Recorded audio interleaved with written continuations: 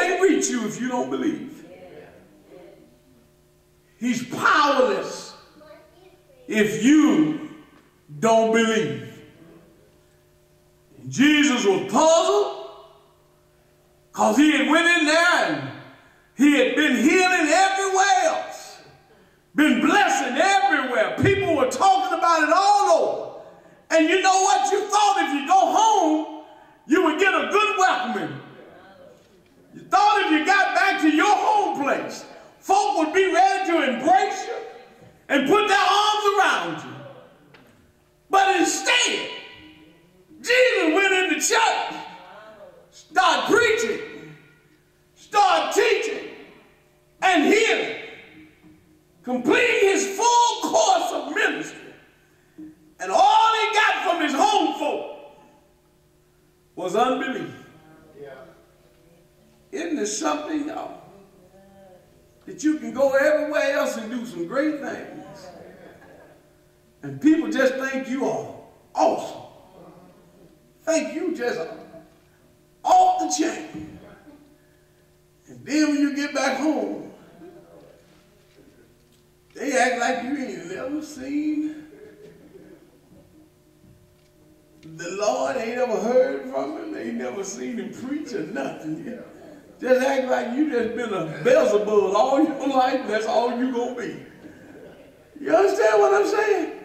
You coming home thinking you gonna get an embracement, thinking you gonna get a celebration, thinking you gonna get esteemed because of what God was doing through you.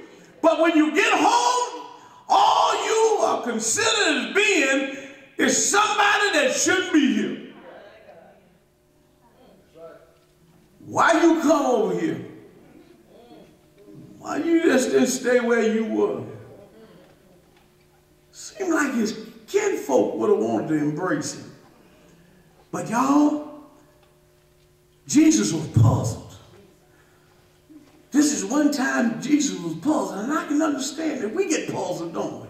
When we done good things to somebody and help somebody, and then they go and just treat you like nothing. And you begin to wonder, what's going on?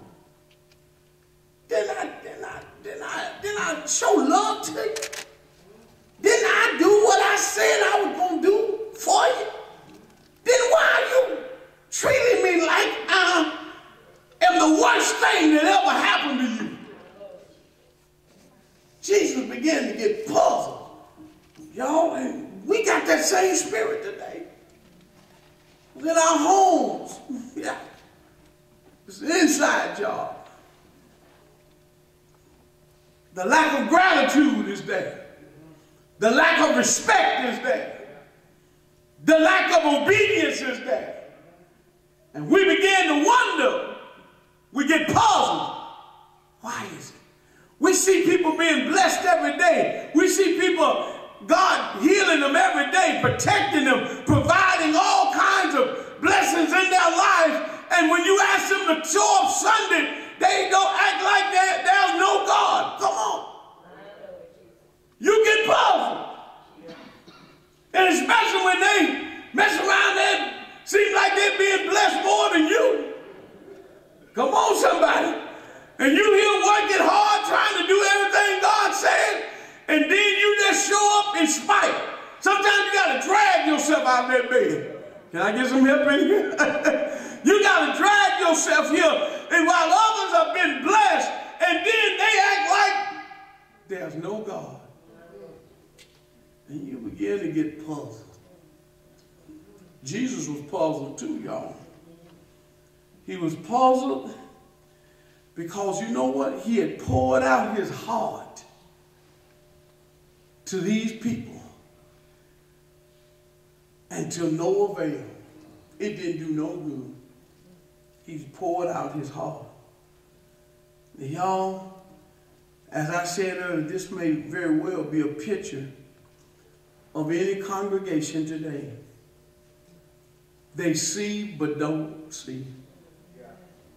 They hear but don't hear. They experience the presence of God but refusing to believe and they're sure not going to respond. You think they would be happy and lifting up hands and giving God praise, and they would just overflow in here? When I look around and look at our congregation today, I know God's been doing great things to our congregation. Not only you all, but it's many being blessed. But y'all, their response is just not pleasing to God. Just not pleasing to God.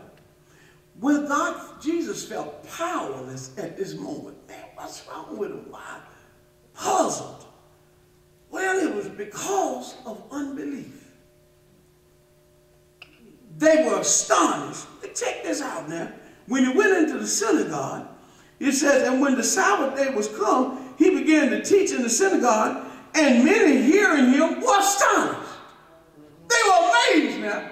They knew something was different about the man.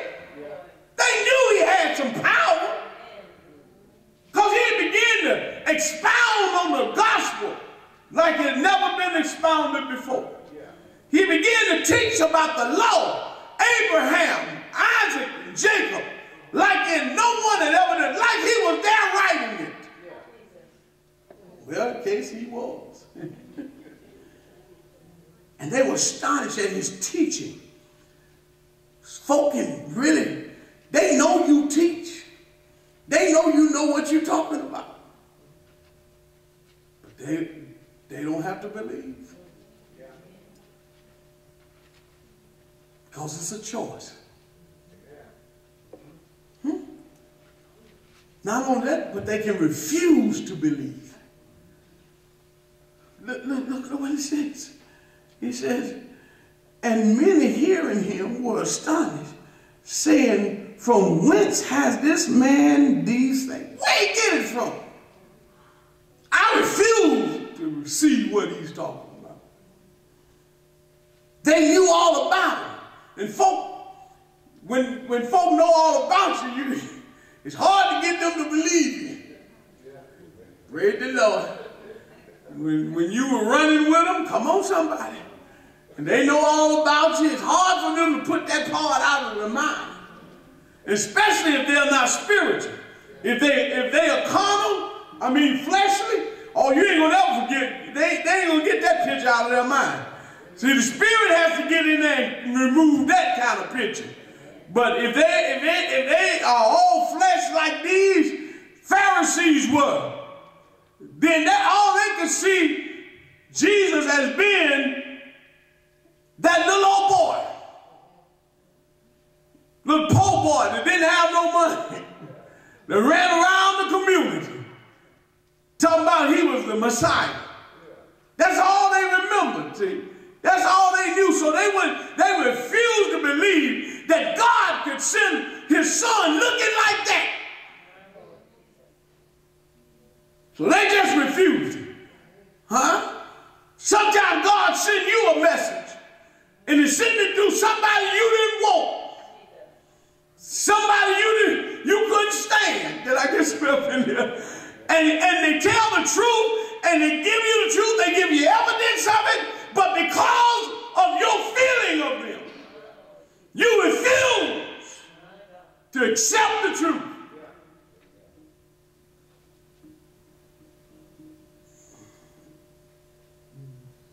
Unbelief is a dangerous thing. They knew about his mighty works, yet they refused to believe. Well, y'all, come on. Let's look and see what causes unbelief. This is going to help somebody in here today. Because we're trying to get you from unbelief to belief. The causes of unbelief, the first one is the natural depravity of man. The first sin was unbelief, y'all. The natural depravity of man. In other words, God has given us everything that we could have asked for.